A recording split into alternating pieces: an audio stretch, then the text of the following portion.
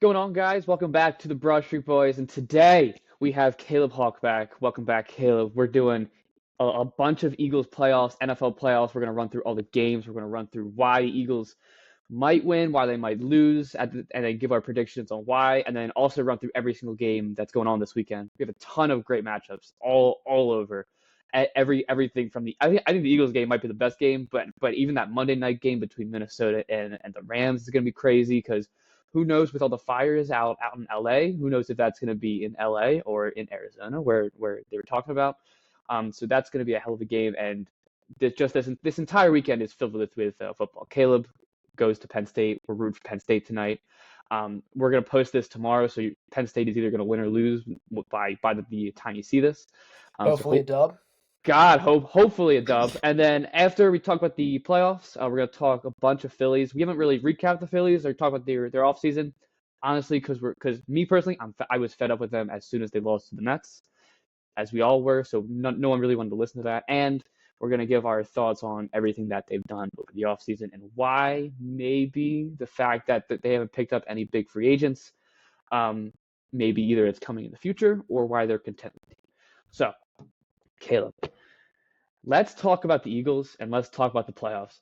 What do you think's going to happen with this Eagles Packers? And after this, we could talk about your Commanders because I think that's going to be a big game as well.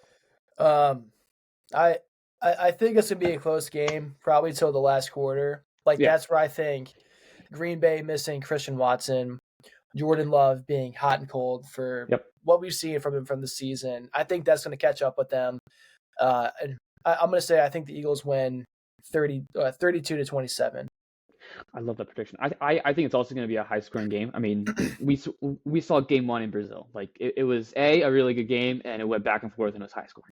Yeah, till Love got hurt, it was a really good game. But since then, and even when he came back from his injury, he hasn't been 100% healthy. And I don't think this is the game where he snaps back in. I think that's more early next season. I honestly agree, and it's funny. In my head, Jordan Love isn't really the issue. It's more so the Christian Watson injury. I think is going to be much bigger than people understand because, like, Jaden Reed was really good from what week 1 until like week 10 or 11. But ever since 10 or 11, that production has not been as good, and I just wonder who they're going to throw to, like Romeo Doubs, like. Dobbs, he's been the unsung number 1 receiver for that team. Yeah, Watson, he's been good. Watson he's been the number 3. Right.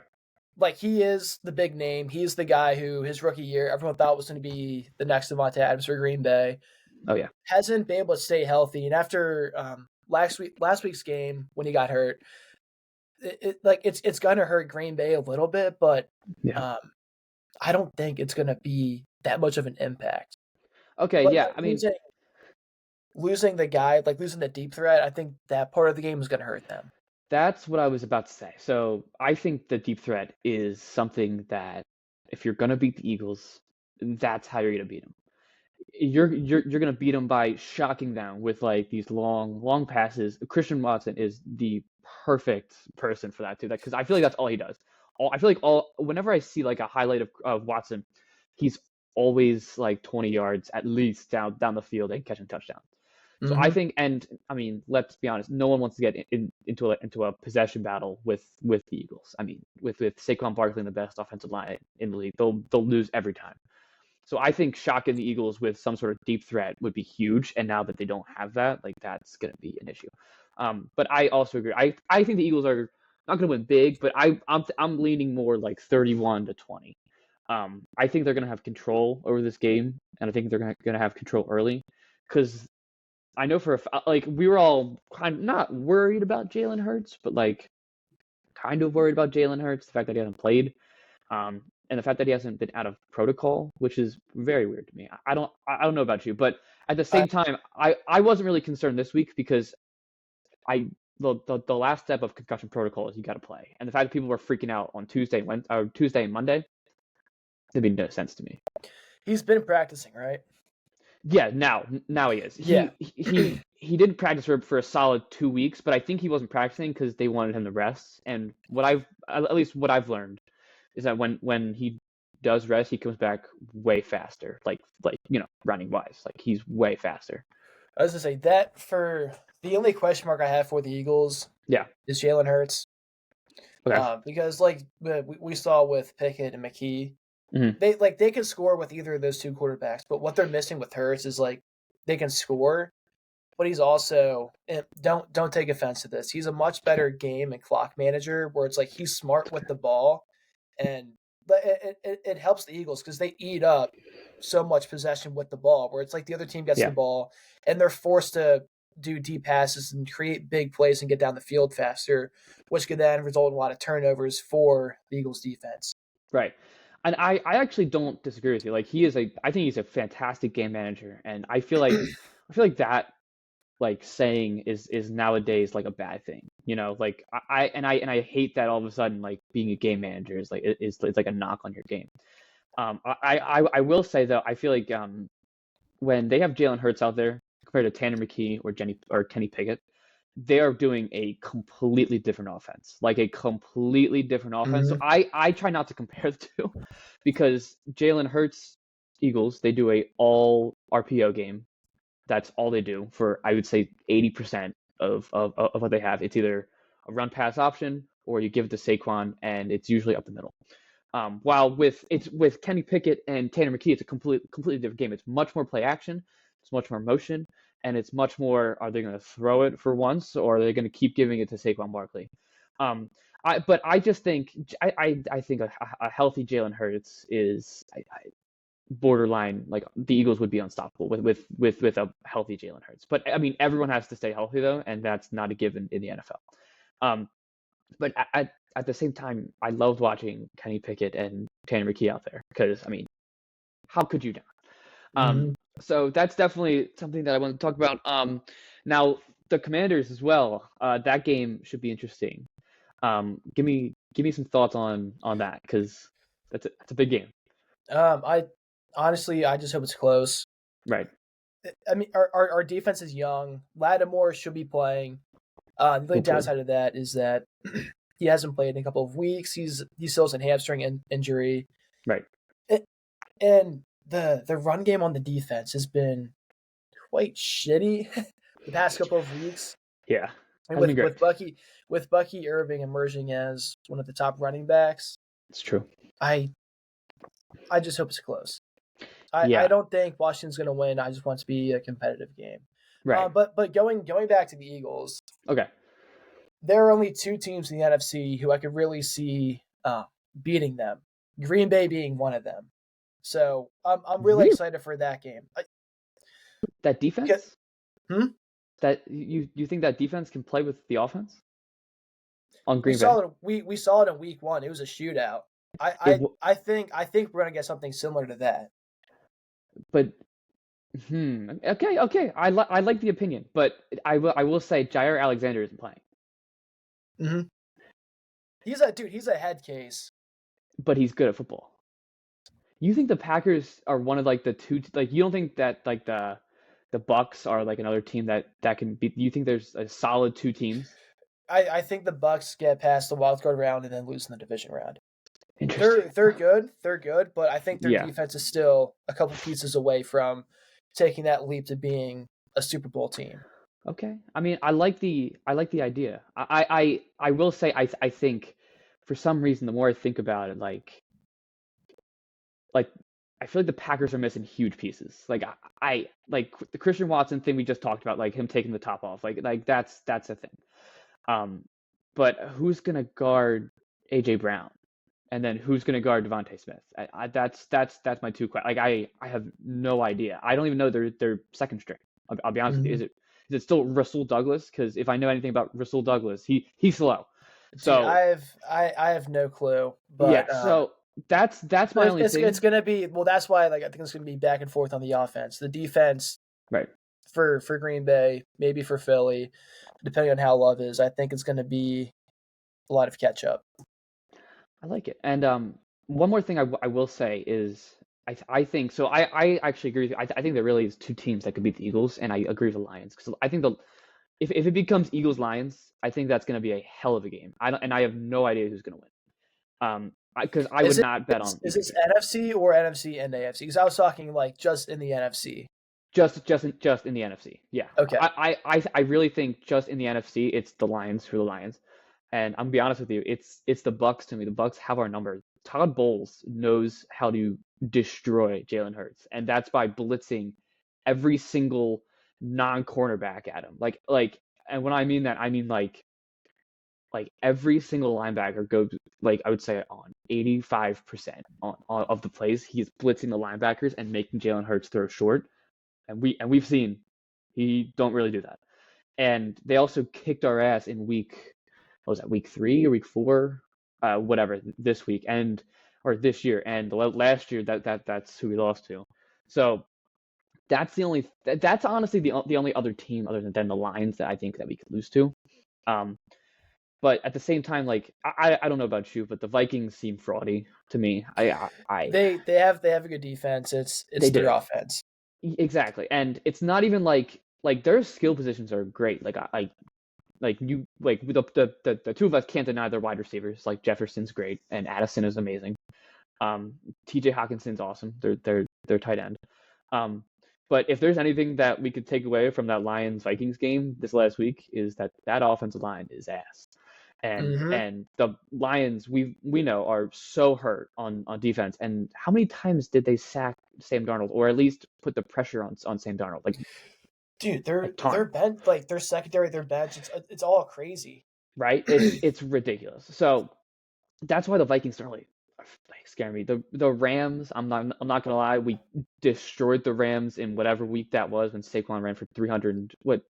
No, he had 302 yards total, with 200 some yards on the ground. So I'm gonna tell you that does not scare me. And even if we No. need to throw against the Rams, I think we crush them.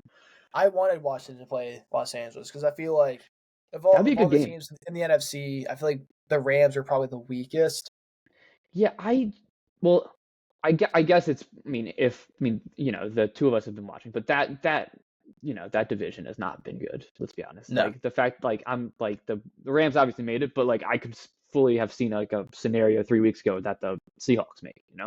And even the Cardinals, I think in week 10 or 11, were leading the division, like with the record of like 5-5. But like that division is fraudy. I honestly think a Rams Washington game would be an amazing game. I think it'd be a shootout. So yeah, that was definitely just an interesting thought. And and the Lions are just the Lions at the end of the day. So whatever. All right, do you want to run through all the games? I'm gonna bring it up on my phone. Let's do it. All right, so Saturday we've got Chargers versus the Texans. Who you got? You go first. Chargers. I don't like the Texans this year. I don't either. Justin Herbert with Jim Harbaugh. Those two, they get along well. CJ Stroud playing okay. Tank Dell, he's done for the season, and they've been struggling throughout the entirety of the season. Where like everyone thought CJ Stroud was going to take that second leap after his rookie year. Yeah. Hasn't taken that leap yet. Not that he's not good, right? But just the team as a whole is just struggling, and I think the Chargers take that one. I totally agree. I got the Chargers. I actually like the Chargers, like just in general. Like I love the vibes that team brings off. Like listen, me and Caleb are very anti-Michigan, as you could probably guess, and I hate it. I'm not gonna lie with you. I hated him on Michigan just because it was Michigan. But it's funny. I don't really hate him on the Chargers. Is that crazy? Like I don't hate him in like a weird way. He's a likable guy. He is, and I feel like he's really good at creating culture, and he obviously did that at Michigan, and he obviously took the 49ers to the Super Bowl in 2013, I think that was. So I love, and let's be honest, Jim Harbaugh has coached in so many big games in his entire life. All the Ohio State Michigan games, those are all like Super Bowls to them. So he's obviously done before, and he's a really good defensive coach. So I'm definitely going Chargers. And the Texans, I would think about more, but I think that Tank Dell injury is really big because Nico Collins is great, but Nico Collins I think was so great because you have Tank Dell who could run right past your corner, so there's no way to like double Nico Collins. And I mean, again, I don't hate the Texans, but CJ Stroud. Do you know a stat I saw the other day? CJ Stroud has very similar numbers to Caleb Williams. Like very weird similar numbers, passing yards, passing touchdowns, completions. Like it's very weird how similar they are. And if that tells you anything, and how the Bears won 4 games and almost lost out pretty much with 12 straight losses almost. If that tells you anything, like CJ Stroud is off. I think I wouldn't stop believing in CJ Stroud because of this year, but he'll learn. Now the second game, I think this is gonna be a good game. I don't know about you. Steelers Ravens Saturday night. I'm gonna go Ravens, but I think it's gonna be close. I think the Ravens. I mean, listen, I'm not. It's not like that. I'm a Ravens hater. I just think the Ravens are wildly overrated, and I know that's not a popular opinion, but their wide receivers scare me, and the fact that Zay Flowers isn't going to play means that Rashad Bateman's your number one, and I don't know about you, Caleb, but that scares me for them. And I think as soon as the Ravens go down like two or three scores, the game's over. That's my issue with them. They have because as soon as the issue with the Ravens in the beginning was their secondaries not good until they moved Kyle Hamilton back to safety, and then now their secondary is pretty good. But I don't know. Lamar Jackson, he's great. He's a great regular season quarterback, but I don't know if they make it past the divisional round against the Bills, because that's who they would probably play. But I'm still gonna go Ravens, and I'm gonna go like 20-17 because it's the AFC North. But what do you think? Oh, I think the Ravens crush him. Do you? Okay. I don't think. I think it's gonna be a 2-score game. Okay. The Steelers' best shot at winning is if they put Justin Fields at quarterback. Russell Wilson's looked like complete ass. Their defense is falling apart. They're on a 6-game losing streak. They look terrible. Yeah. I think that's gonna hurt them going to the playoffs. I agree, and I mean, with that losing streak, it's bad that I kind of feel bad for them, because they did have to play. I think maybe in this order it was like Eagles, Chiefs, Ravens in a row. Like that is a gauntlet if I've ever seen one. But the thing with Baltimore is that Pittsburgh has always had their number, always beats them. Exactly. They lost the second game. They split with them on the season. Finally. And also, like, you want to talk about like the Ravens not having playoff success. The Steelers, when was the last time they won a playoff game? No, you're completely right. I definitely think the Ravens are winning this game. Yeah, I think Steelers are yet again another first round exit. I agree, and it's so funny because I do like Mike Tomlin, and I love like the culture that he brings, but I think like congrats that every year you're above 500, but you haven't won a playoff game since when? Like 2020? Like like, you know what I mean? No, like, it's just, dude, I think when was it? 2016. Jesus, my God. Yeah, please look it up. So that's just a thought that I have, but you're definitely right. I think the Ravens are going to probably win. I actually might bump the 20-17 to like 30-17 the more I think about it, because I keep forgetting that the Ravens are on a 6-game losing streak and have looked like ass every week. But yeah, so we'll see. And yeah, something that I also had in mind was that Lamar struggles against the Steelers repeatedly too. But again, it's the Steelers of 2025, I guess now. So we'll see. And now Sunday, Broncos Bills. What do you think about that one? I think that's going to be a pretty good one. What do you think? That's going to be a shootout. Think so? Knicks versus Allen. 100%. I agree. Broncos coming in. Yeah. Yeah. Well, the only what's going to be the difference maker is I think the Bills' defense. Mm-hmm. And Allen has a lot more weapons than Knicks does, and he's got everything on him: weapons, experience, playoff experience. Right. I think the Bills. It's gonna be close, but I think the Bills win by 10. 10. I like it.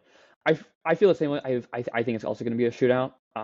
Like both defenses are good, and usually when people go to Buffalo and it's cold, like they're caught off guard. Like when the Dolphins go to the Bills, like they're just like, wow, it's freaking cold up here. But the Broncos are also used to playing in the cold, so that's also not really going to be a factor.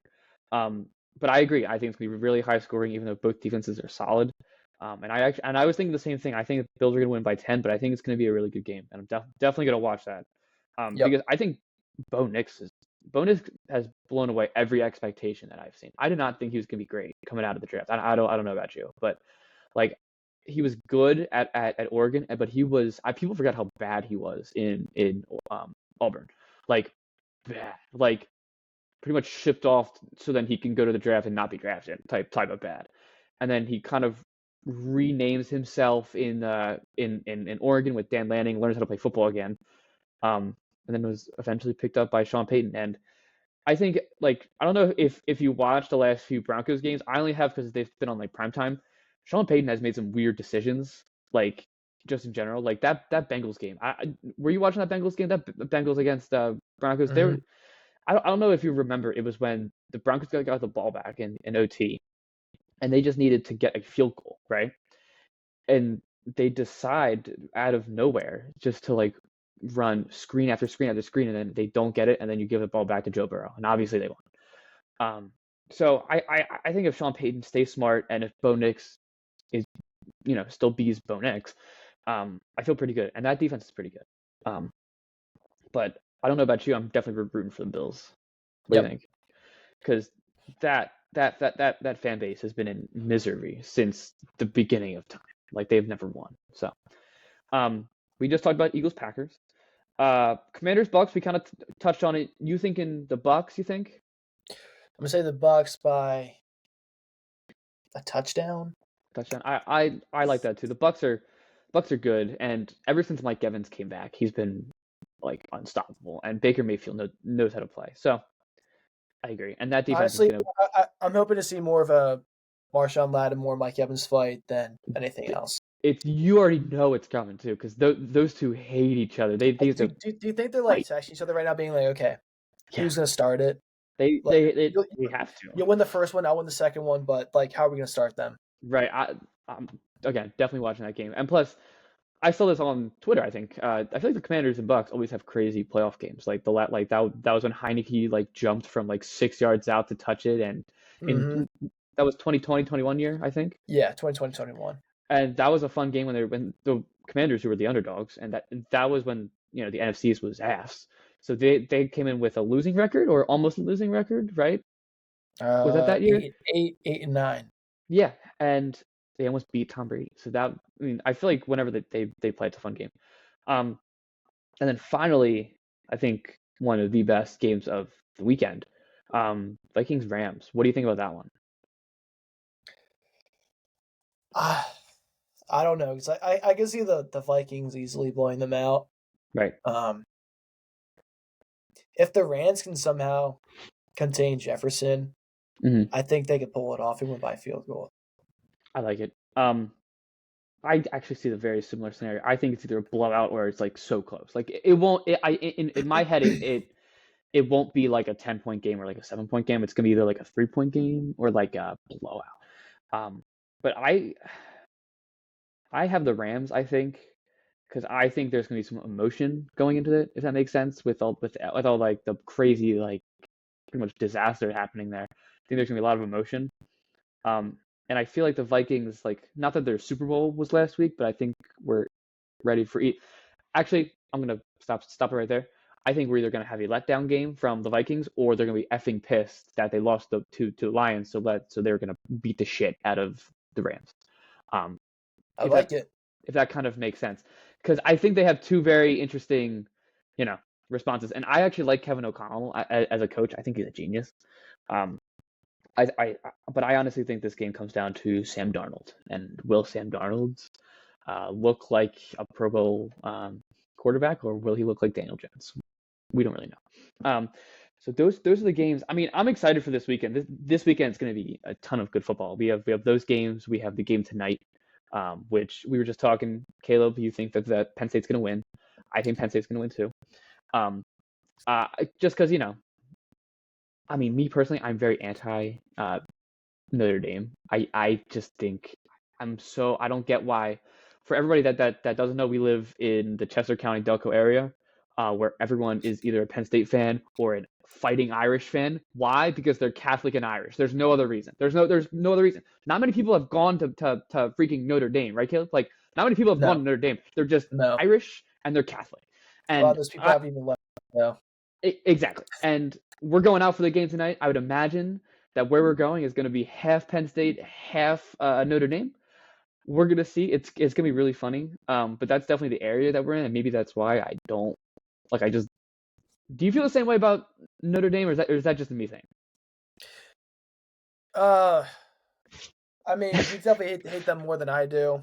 Yeah, I don't really know I'm kind why. of, especially when it comes to like college sports, Right. except for like Ohio State and Michigan, like Of course. pretty neutral. Mhm. But yeah, no, for tonight, fuck Notre Dame. I feel the same way. How do you now? I'm gonna ask you as a person that goes to Penn State and hates Ohio State. How do you think about the game tomorrow? How Ohio State Texas? I know. Dude, they look so good right now. They are on. Will Howard is He's crushing it. Dude, he's got like some of the best receivers. Jeremiah Smith. Everyone on that team, especially that defense, is going to be probably within the first three rounds of the draft. I saw. Oh, okay. I need to share this right now. I saw a thing on the Pat McAfee show. They showed a stat off of Twitter. 41 total players within just the Ohio State Texas game are projected to go within the first 3 rounds. Dude, it is sick. 41? That's ridiculous. Obviously, I want Penn State to win. I'm at a loss of words here, but I think whoever wins between Ohio State and Texas is going to win the whole thing. I think so. I mean, I am rooting so hardly against Ohio State. Like, I can't stand Ryan Day. I can't stand all. I He's never an have. ass. I hate hate him. Ryan Day, and he's so overrated. But at the same time, I'm definitely gonna eat my words when he wins a national championship because they are. I mean, this is just sports in general. Whoever usually wins everything is usually the hottest team. And Ohio State, I have a weird feeling it's gonna be a Penn State Ohio State national championship, and that is gonna be crazy. But yeah, so this weekend's gonna be crazy. Football all over the place. I'm excited. Now we're gonna shift a little bit to the Phils. Caleb, I know you have a ton of stuff to talk about, especially with all like the off season and how we've just got Max Kepler and Jesus Luzardo. So please, the floor is yours. I'll go after you. Where should I start with? I know. I'll start with Luzardo. So giving up Starling Caba, Phillies #4 prospect, shortstop to the Marlins. We got Jesus Luzardo, stud, young left-handed pitcher. Now a lot of people wanted Garrett Crochet, and I think this is really funny because Crochet's a lefty, young stud. Luzardo's a lefty, young stud. Obviously, Crochet probably has the end on stuff, pitches, overall stats, but Luzardo, despite having a down year last year, right, I think is one of the best young left-handed pitchers in the game right now. Adding him to a rotation where you already have Wheeler, Nola, Sanchez, Suarez, and then Andrew Painter coming up. Now I'll get to that, but where you got young guys coming up too, I think without a doubt they have a top 3 rotation. So that's what adding Luzardo does there. Max Kepler, I don't hate this move. I was expecting them to go after someone where they sign it for 3 or more years. What this deal tells me is that they want someone who puts the ball in play more, is not all swing for the fence type of guy. Very solid defensively, which I think actually helps our outfield, especially if you move Marsh to center. Because he's fast, you can get to just about everything out there.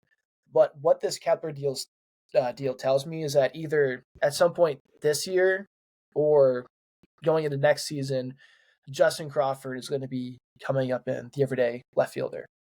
I like it. I mean, I could just be speculating a little bit there, and I think that's kind of where we're at right now, where you got guys like Aiden Miller, Crawford, Eduardo Tate, Andrew Painter. Like, you have a bunch of young guys who've been in the farm system for a little while who are now starting to be at the level where they could easily join the 40-man roster and get some action here and there. I think that's why the Phillies did not go all out this offseason, or why they've been very just like with Bohm. People were like, they're going to trade Bohm, sign Alex Bregman, or they're going to trade for Arenado. When they're expecting Miller to be on the roster next season, I think all of that is out of the question. If they do trade Boom, I think maybe someone like Yohan Moncada, who has high upside, but probably sign for cheap. 1 year deal. I think that would be more beneficial for them if they don't decide to keep him. But I think Boom's gonna be the opening day third baseman this year. Yeah. Probably definitely his last year in a Phillies uniform though. Yeah, I feel the exact same way actually. So I thought I have been seeing things about Yohan Makata, and I do like it. Like he's a switch hitter, isn't he? Like I love switch hitters. Um, it gives me vibes of like a prove it deal because I would love like a 1 year deal. Like if he sucks, then just ship him off. But at the same time, if he's great, then resign him. Um, I'm definitely a fan of that. And I totally agree with you. I think Luzardo is better than what people think. And you mentioned it, but he was not great, not amazing last year. But at the same time, he was hurt for half the year. So I kind of throw last year at it, like just out the window, and I kind of think about the 2023 year, when we actually faced him in the playoffs. Dude, I was afraid of him. I I thought was too. if anyone in that rotation was going to beat us, it was going to be him. And I feel like Luzardo, even during like the regular season, always has our number every single time. Maybe it's because we have like all of our, power hitters are probably lefties. Maybe that's why. But at the same time, I feel like he just crushes the Phillies whenever he plays us. Now, with that being said, I don't mind the Kepler. I just thought we could have done more. But at the same time, I do get it. Like I 100% get it. And Kepler is not bad, to be honest with you. No, like he's not a bad player. And I was looking at his numbers in Citizens Bank Park. He crushes in Citizens Bank Park. Maybe it's because the Phillies kind of sucked against the Twins whenever he played them. But he's got great numbers in Citizens Bank Park. And I saw another thing on Twitter. I don't know if you saw this. Maybe I sent it to you. But a lot of his like off the wall like right center hits in Minnesota would have been moonshots in Citizens Bank Park. So that's also something that we should look at. But at the same time, we kind of said that with Austin Hayes, and then Austin Hayes wasn't amazing. Well, the difference between Kepler and Hayes is Kepler was an everyday player. Even when he struggled, he was an everyday player. Despite his injury from last year, he's been solid throughout his whole career. Right. Hayes, I didn't like, especially when they started platooning him because he couldn't hit righties anymore. I thought that was a sign that he's kind of done. It wasn't even needed. Like that one just annoyed me. Yeah, I agree. Keep going. But yeah, no, Kepler. I think it's going to turn out to be a really good deal. And let's say Crawford, he comes up this summer. Right. Maybe they look to, if he's playing well, they try to trade Kepler, get something out of him. Like I feel like we're at a point right now where it's really hard what to do because we're still in win now mode. Right. But we're also starting to get to a point where you got to think about the future and rebuild a little bit. I agree, and it's honestly I'm not gonna lie, I was annoyed at first because I like when a team picks a direction and then sticks with it. Like if the Phillies were gonna go like not older, but like older, then they would have like really tried for like I don't know, like Juan Soto. But at the same time, I didn't really want Juan. I mean, I wanted Juan Soto, but that's a lot of money. But for like older players like that, or they and then doing that, like start trading away like the farm system and like let's win now. Or they just don't sign anybody and like just accept with what they have, like that they're becoming young, and that's cool too. I feel like they haven't really picked a vision yet, and I feel like they're trying to like kind of stay in the middle because Kepler's 31, 32? 31. 31. He fits the age gap of like Harper, Cassidy, Turner, Schwarber. Exactly. It's not like Merrifield where he's on like the older side, like older washed. Right. And just going along with that, Luzardo is what, 28, 29? 27? 27, which if you think about it, the Phillies have two age groups, right? Like it's the daycare as we call them, like Stott, Marsh, Bohm, who are all within 25 and 28, and Luzardo is in that. Versus your 30-year-olds who are JT, Bryce, Schwarber, and now you put Kepler into that. So they're not really picking like a vision, if that makes sense. But at the same time, I would love to see Justin Crawford come up because I mean, if you've been on Phillies Twitter, you've definitely seen it. If you haven't, then I'm going to tell you right now, he's been tearing it up in all of like the lower leagues that he's been playing in. Right, Caleb? Like Like all the clips that we keep seeing of like diving plays or like home runs that he's hitting, it's pretty great. I was to say, I think my favorite thing about seeing clips of him right now, especially like I was just looking at his stats, Yeah, for something I was writing. In the past couple of months, he's really gotten into his power stroke, where he's still definitely. hitting for average. Well, it's not like he's hitting. I think he hit like 6 home runs. Right. 3 of them were in whatever tournament that they had. Yeah. Um, but he's really starting to like figure it out, which I Which think is a is really good sign that yeah, like he's pretty close to being MLB ready. And I also so prediction. I could just be talking shit here, love it. No, but just say it. I think that we will see Eduardo Tate and Crawford a little bit this year. And like if you Yes. like we could talk about Crawford turning it up, dude. Tate, 18 years old, hitting piss missiles. I love Like Eduardo Tate. we're talking like 270, a dude who I think could easily hit 25 plus bombs. Um, Solid arm, and I think if he's watching JT and being coached up a little bit by JT, Right. he could be a stud. He's so young, which is crazy. Like I mean, people that have watched the pod know that I'm not the biggest JT Realmuto fan, especially as he's got older. I feel like he's the most non-clutch person I've ever seen, like especially at the catcher position. I'm just not a fan, and I think he's got what one year left, 2 years This is his left. last year. Yeah, this is Perfect. his last year. Perfect for me. Let's not re-sign him. He's not one of the guys I feel like we like need to re-sign. Because imagine JT goes down. I mean, I'm not rooting for like any injuries, obviously. Um, but for a catcher, you usually go down once or twice with like a knee thing or like an ankle thing, like whoever. Who knows? Imagine they decide to bring up this teenager essentially, and you bring him up and he's just hitting piss missiles. And imagine he starts going off, and then Dombrowski and Middleton are like, we might have something with this guy. Um, so that's kind of what I want to happen, and I need to see him, go up the ranks in the minors as well, similar to what Aiden Miller did. Aiden Miller went from what low A, high A to triple A, which is something you never I see, yeah, I think right? he's just starting, or he finished up in Double A. Okay, but I feel like you never see a player like move up like that so quickly. Mm-hmm. Like I feel like every other month almost I was seeing, oh yeah, Aiden Miller, high A, and then all of a sudden, oh, he's in Reading. Like Yeah, that's waiting for like. I think that's be Dante Nori this yes, season, because like when we drafted Aiden Miller, I was like, yeah, what the fuck are they doing? Like there's so mm, many other guys, and then I see he yeah, could be a steal of the draft. I saw the same thing with him, hmm Nori. he's So gonna be good too. the thing with him is when they drafted him, he didn't have a whole lot of power. Like Right. he hit home runs, power wasn't there. hmm Same thing with Miller though. Same thing with Crawford.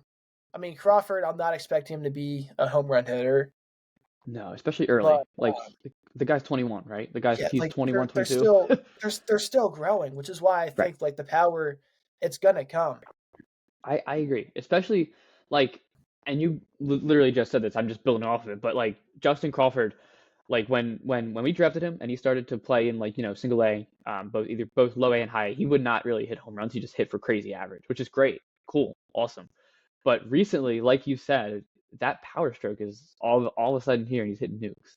So Mm-hmm. and again, he's like 20, 21, right? Like there you can only go up from here. And I'm just excited to see what he does. You kind of touched on it, but Aiden Miller at the same time, I think we definitely see Aiden Miller this year. Dude, I am all on for trading Bohm or trading JT. Dude, For the two of them, I would love to see Miller this year. I think he brings like a different type of energy, like especially when he's like a Phillies homegrown dude, and you're like, okay, Phillies drafted him, they believed in him, he's finally here.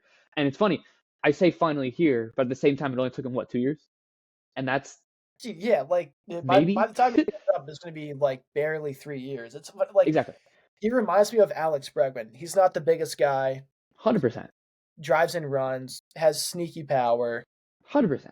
And even if you think about a guy like Ryan Howard back in the day, Ryan Howard was blocked by Bobby Abreu, and he was stuck in Triple A, Double A for I don't even know how long. and have a guy with Aiden Miller that probably comes up within 3 years. I think that's crazy, right? Like that'd be amazing.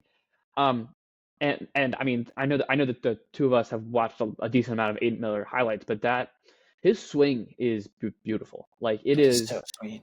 it is like not like exactly what you want to show like a like an 8-year-old looking like a righty 8-year-old that's looking to hit home runs and stuff, but at the same time like it is such a pure, easy looking stroke that it's like this guy could be he could be a player. So definitely excited. Do you know who has a really good swing? Who? Eduardo Tate. Eduardo Tate has Dude, the greatest. I'm so high on him. I am too. I'm so excited. I think he's gonna be our next catcher, and I'm just excited because I'm not that I'm sick of JT. He was fun for the first 2 or 3 years. He was fun. I'll give you that. He was throwing people out, but that arm is gone. Like not completely gone, but like I think it's a combination of the pitch clock, bigger bases, a lot of the new rules, and 100%. age. But I mean, we're gonna be seeing more Marchand this year than last year. I think he's been playing probably at least 2 times a week now. At least I hope so. Rafael Marchand was pretty good when he played. Because when JT went down, it was a mix between him and Stubbs, right? Yeah, but it was a majority Marchand. I think it was like I think it was split, but okay. Anyway, yeah, Stubbs is in the minor leagues this year unless JT gets hurt, which is bound to happen. Right. But I wouldn't be surprised if at some point before the trade deadline, the Phillies are trying to shop JT Realmuto because they think that for the next year and a half, Marchand could be the guy. I agree. And then Marchand. Go ahead. The big question there is, how is he going to be with the pitchers? Because remember, like whenever Marchand was pitching, that's when the other teams were kind of starting like hit us more, score more runs. Then JT came back. Yep. And ERA went down. So that might be the only thing there. But hitting wise, I think Marchand is in a full season a better hitter than JT. 100%. And then once JT either is traded or he just goes, or I mean let him go. Because I mean, do you really think we're gonna re-sign him? Like no, I don't think so. I saw something where this person might have just been entertaining the idea because I think it was someone on WIP. I forget who. Of course. Entertaining the idea of re-signing JT for 1 year. If it's 1 year, I wouldn't mind it. Yeah. And not for a lot. I would love to try to make a trade with the Nationals where they get JT and we get whoever from them because they have a lot of young guys. I mean, like obviously we wouldn't get like James Wood, right? Like any of those guys. But even if it's just like a young pitcher that they have, because I mean, Keeper Ruiz, he isn't terrible. But I mean, I take Keeper. They have. Well, we have Marchand, who's kind of our version of Keeper. Think about it. If we didn't have JT, we would be in the same boat with Marchand. They get JT, we get one of their young pitchers. JT fixes up all their pitchers. Okay, all of a sudden the Nationals are the number 3 team in the NL East. You know what? I like this, especially because. Yeah, go ahead. Here, you go. I mean, I was just gonna kind of build off your point. Like, I think comfortability is a big thing, especially when it comes to catchers. And like you said, like we saw like the ERAs all of a sudden go a little bit higher when Marchand and Stubbs were in there, which is probably why JT. I mean, probably not to our eyes, but as on that team is more important than we think. Totally. Which is probably why, like you said, I wouldn't mind a 1-year deal for like $10 million. Like that's fine. You know, the only person whose contract is about to expire that I want to see them re-sign is Schwarber. I feel the same way. Schwarber, I mean, knock on wood. Knocked on wood. He hasn't regressed yet. If anything, he's getting better. Last year was his best year in exactly. Like the home runs were down a little bit, but dude, he hit like 250. Year before that, he had 48 home. His home runs were down by like 2. Yeah. Like fine. And you were just gonna say, but that average was way up. Dude, it was like 100. Dude, it was up by 50. It was up by 50 points compared to the 23 season. And I'm not gonna lie, when you're getting more hits, I almost like that better as a leadoff hitter. If that makes sense. I mean, I know that's not Schwarber's thing, because Schwarber's a big, short bomb guy. Like, let's hit home runs, lead off games. But I don't mind a nice little walk or like a nice little single, a Schwarber single. I'm not complaining about these things. No. But yeah, I mean, it's funny. I think I was gonna build to say exactly what you were gonna say. I would not mind signing Schwarber back to like another 2 or 3 year deal. Like, I don't care, or just keep giving him 1 year deals and just like let him ride it out and then when his numbers fall off a cliff, let him go.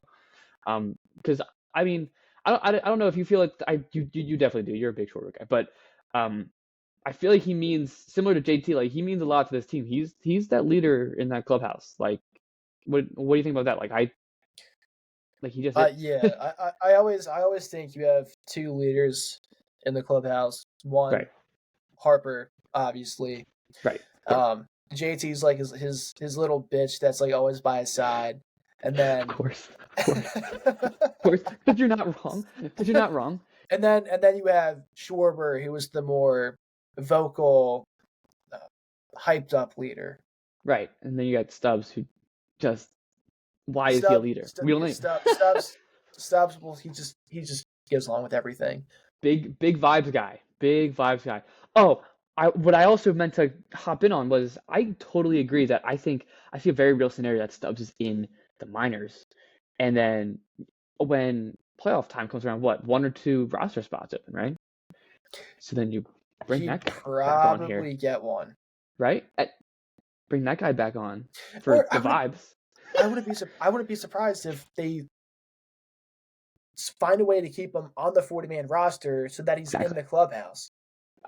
I could see that too. Just like sit him on the bench. Make him a coach. Make him a coach. Who cares? Apparently everybody loves him, and I love him. And for the two of us to see him give a parade speech, he's definitely blacked out drunk by like 1, and they give those speeches at like 3. So who knows what that guy's gonna say? Like, it's gonna be 5 minutes of him leaning on the podium, just trying to stand 100%. Up straight. And then Schwarber's gonna try to get his little ass out of there, and then Schwarber's gonna just speak for him. Like that, like the things I do to see a Stubbs parade speech are crazy. Like, I would just love to see it. But I totally agree. Keeping him on the 40-man would be really fine. And we already signed his arbitration, right? We already signed him back. Like, he's coming back, I believe. I remember I saw that. So I think he's coming back for like $3.5 million.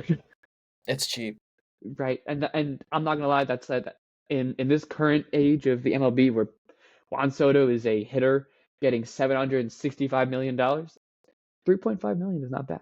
That's all I'm gonna say. I don't know about you. I'm not that scared of the Mets. They beat us, but they were out. Please, let's talk about it. Please, let's talk about it. Yes. They were out in the playoffs. Yes. That was our first round. I'm not saying that the bye hurt us, but Mets definitely had momentum going into that series. 100%.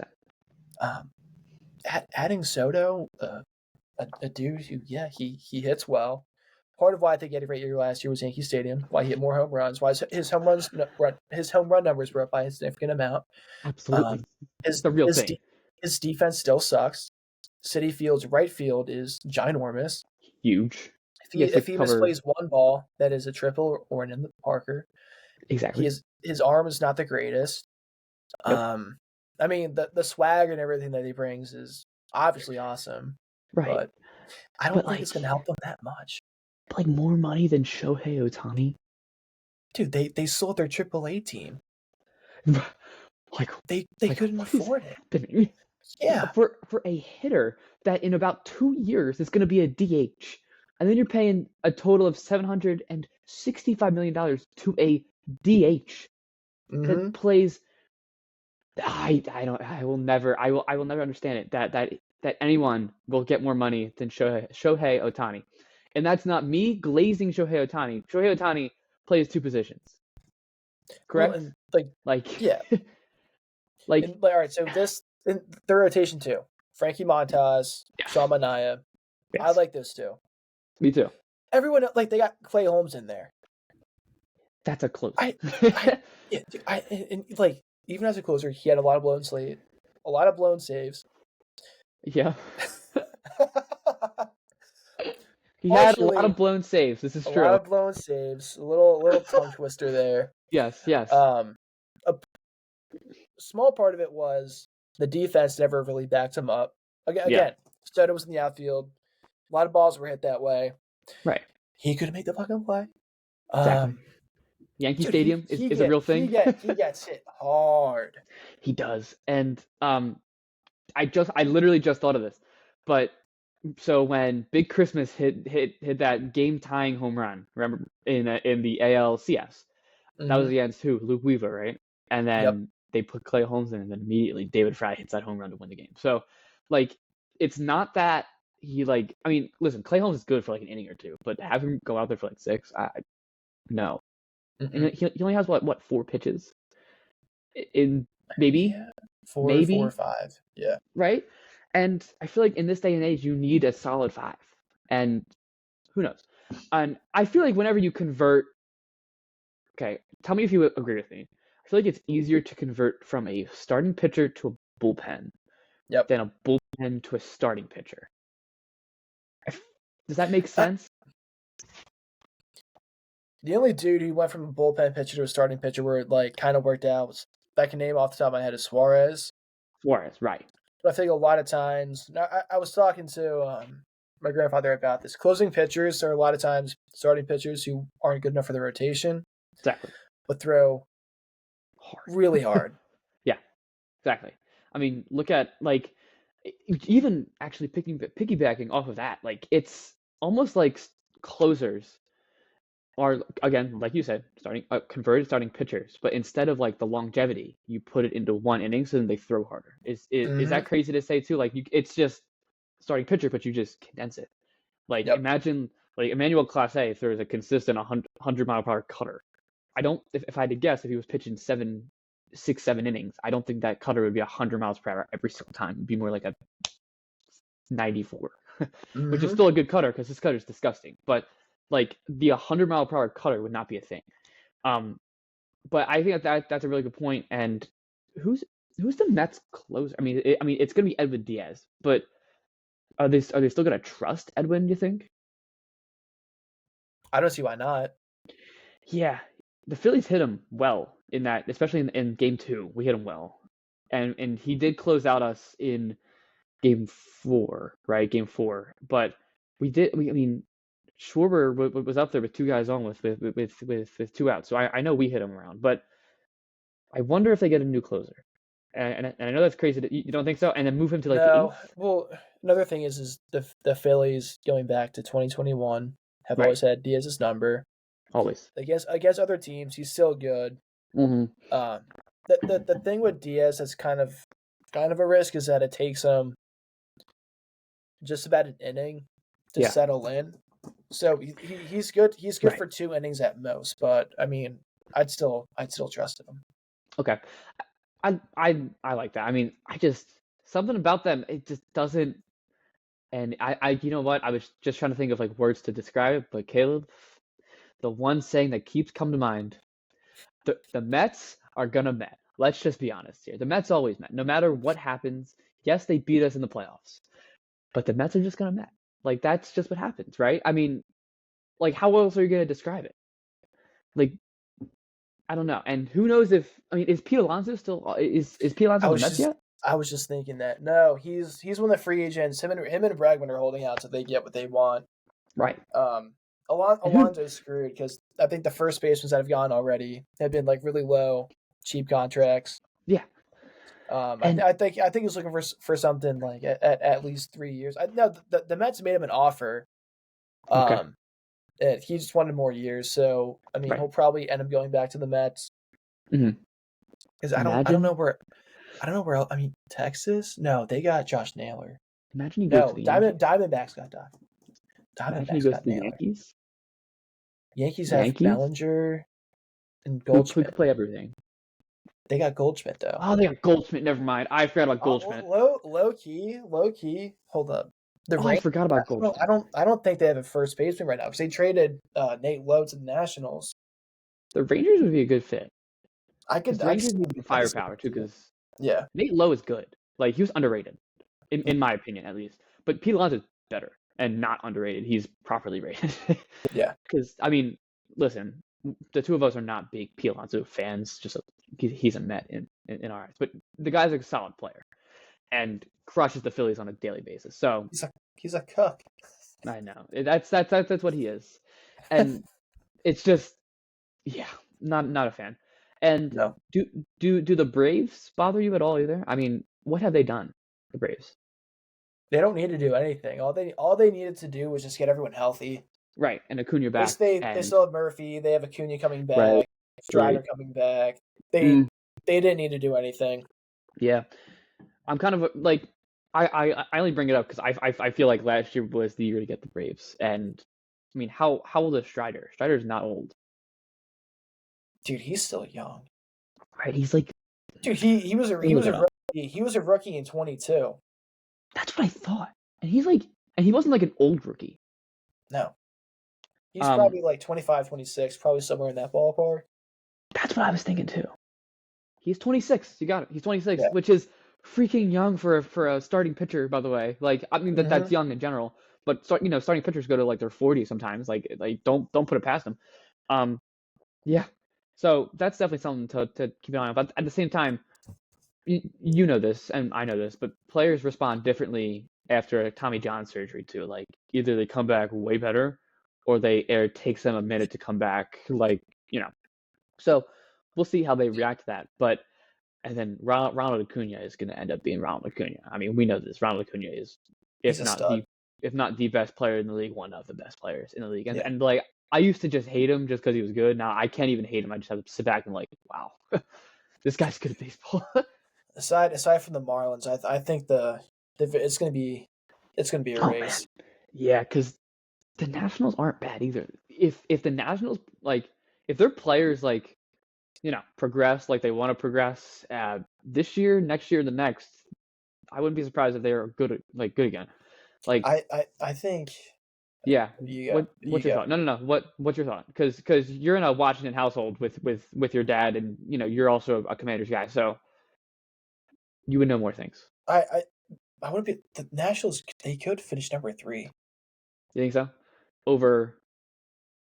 over the Mets. I like it. Oh, I like it. Oh, I like it. That is crazy.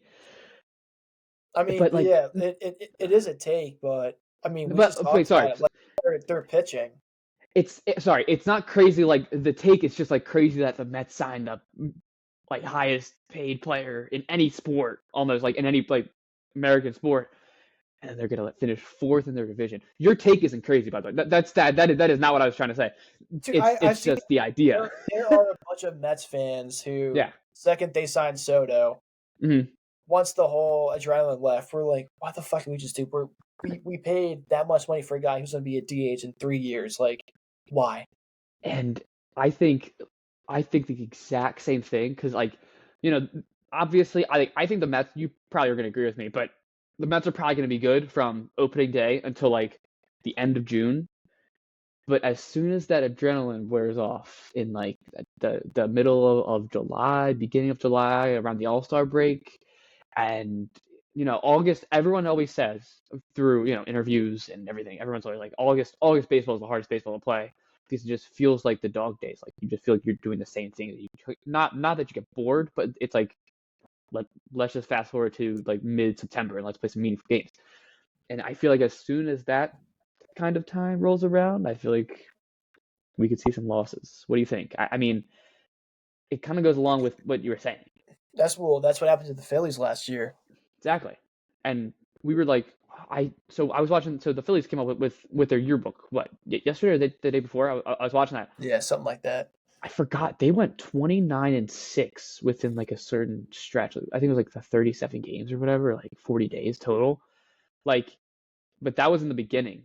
And then as soon as the All-Star game hit, and Alec Boehm tried to win the All-Star game, or sorry, win the home run derby, shit nosedived. Um, but it's funny. I say that, but we were so far ahead that we still won the division. I mean, like it's definitely interesting, to think about that. But I do like the Nationals take. The Nationals, I don't think they're gonna be that bad. Who did they sign? But was it Josh? They tried to put Josh Bell. Yes. Yeah, they picked up Josh Bell to 1 year deal. They traded for Right. Nate Lowe. Okay.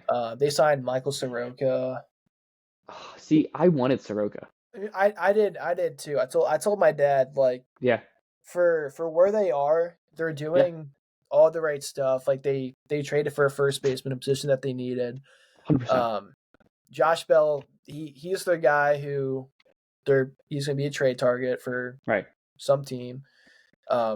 Soroka, whether he's a starter or a bullpen guy, that helps them. They've re-signed Trevor Williams.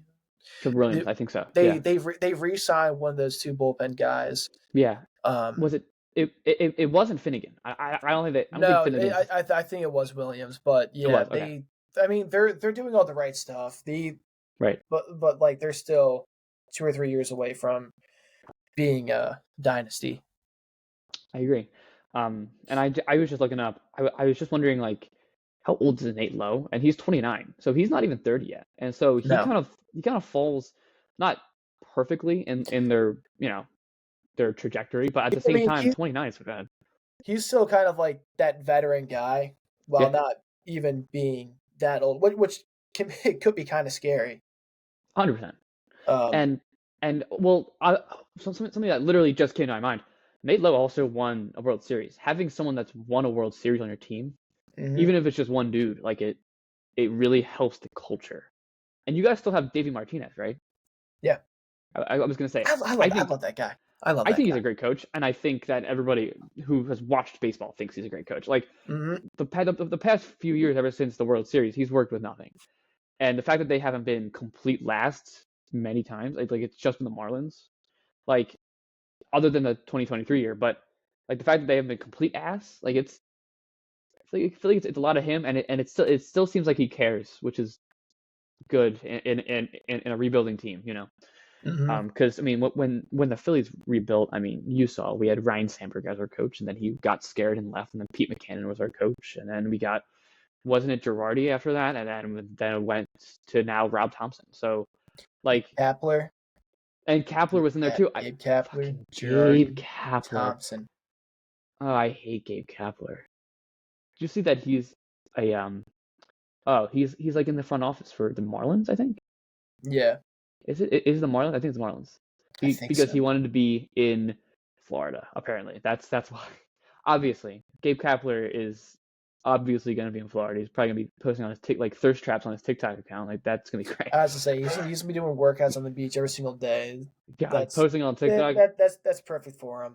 Oh God, Gabe Kapler was so funny because he was such a good like he was a good dude. Like I could tell that he cared. He just is it weird for me to say that he tried to be Philly too much?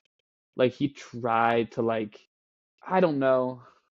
I'm trying to rationalize the Gabe Kapler decision. I'm just like spitballing. Like this is not anything that's real. I'm just he tried to like relate with us too much and went with Rob Thompson. He's just kind of like goes with the flow. Thompson does his own thing. He's Yeah. like, I'm Thompson. That's Philly. Whatever. Right. I mean a little bit. Do you see what I mean? Like some interactions that he would have with the media, he would be like, okay, like shut up, dude. Like, and Thompson. Speaking of him, we haven't really talked about Rob. I like Rob, but I need to see some better decisions this year, like bullpen wise. Like I mean, his decisions were perfectly fine in the playoffs. The thing that sucked was that all the arms just fell off the wagon. Which then trumps my entire point because I like when you don't have the arms performing, like what can you say? And I think we talked about that in October, like just over text. Like I didn't really blame Rob at all. I didn't blame him for the Alec Boehm sitting. If Alec Boehm was being a bitch, then sit his ass down. Because Edmundo Sosa, you saw when Trey went down, Edmundo Sosa was like a great like hitter. Mm-hmm. And I mean, yes, Boehm is probably a better fielder. But like Edmundo Sosa brings that energy, and I actually didn't hate the move. I forget. Did you hate that move? I forget. That was what, the third game? I think so. I think I was probably like a little frustrated because it's like we had to win that game. third game. The second game. Second game. It was the one that we won. I might have been a little ticked off. Yeah. because we're starting a dude who hit around 250. I mean, his defense was okay, right? But I forget. I do too. What I was gonna say was 23 losing to the Diamondbacks. That was on Thompson. 100%. Losing to the Mets, not on him. He did everything that he could. He put the right guys in the right situations. It's just that none of them did their job. Exactly. And when that happens, I mean, the two of us know, and everybody watching knows, like the first person to be blamed is usually the coach in any sport when something goes bad. But I think we all noticed that it was just the players that didn't come through. Like Harper had a few shots. Harper was far from the issue, but Harper had a few spots where he could have came through. Marsh maybe had a hit. Bohm had a hit. But at the same time, I wasn't that hit the one off the wall and then he got thrown out at second, but they counted it as a hit. Don't really count that for me. The only two guys that were consistent were Casty and Turner. And Turner, yes, he got a lot of hate. He did. It's just I think he got hate because he didn't come through in like the big moments. Trey Turner got hits. I'll be honest, he got hits. It was just in the big moments didn't really come through. Castellanos was a freak. He was. Dude, he went I off. think Castellanos saved his spot. Like I could fully see them if he didn't come through, in the playoffs. Like you might be shopping him, but I'm gonna be honest. I don't really want to shop Castellanos unless it's for someone great. Like I don't really want to shop him at all. So I mean, that and Cassie's got what one or two more years. Two. Yeah. Okay. So his was the longer one between him and Schwarber. Mm-hmm. His was the 5-year. Schwarber was the 4-year. Yep. Okay. I always got them mixed up. I don't know why. Maybe it's because they didn't they sign within like days, weeks. Yeah. It was not months. I think it was like a week or two apart. Yeah. It was not months. But yeah, that was definitely something I was thinking about. Okay, this has now been an hour and 6 minutes. Do you have anything do you have anything else to mention? That was a good one. No. You're all good. Okay. Well, thank you all so much for watching. The two of us are going back to school, so I'm gonna teach Caleb how to blog, and then he's gonna blog too. It's gonna be great. Yes. I'm gonna get excited. Caleb, I'm excited for all your Philly stuff. It's gonna be awesome. Caleb is gonna crush it with the Philly stuff. I'll keep doing Eagles and Sixers. So we're gonna keep on rolling with the blogs. Again, I've created like a website. It's on all of our socials. Just click on that. All the links to everything are there. Please follow us on Twitter, Spotify, YouTube, and Instagram. And then as well as the blog, like the blog, you can comment, you can say whatever you want. We'll probably respond.